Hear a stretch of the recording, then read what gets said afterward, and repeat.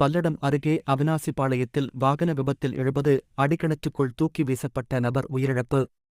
போராடி சடலத்தை மீட்ட தீயணைப்பு துறை வீரர்கள்.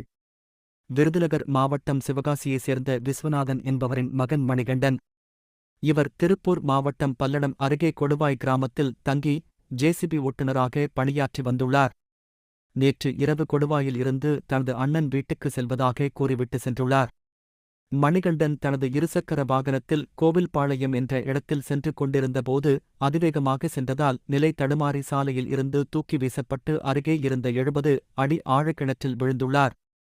இன்று காலை கிணற்றுக்குள் சடலம் இருப்பதைக் கண்ட அப்பகுதி மக்கள் அவிநாசிபாளையம் போலீசாருக்கு தகவல் அளித்துள்ளனர். சம்பவ இடத்திற்கு வந்த அவிநாசிபாளையம் காவல்துறையினர் தீயணைப்புத்துறை வீரர்களைக் கொண்டு 70 அடி ஆழக்கிணற்றில் இருந்த சடலத்தை மீட்டு திருப்பூர் அரசு மருத்துவமனைக்கு உடற்கூறு ஆய்வுக்காக அனுப்பி வைத்துள்ளனர். இந்த விபத்து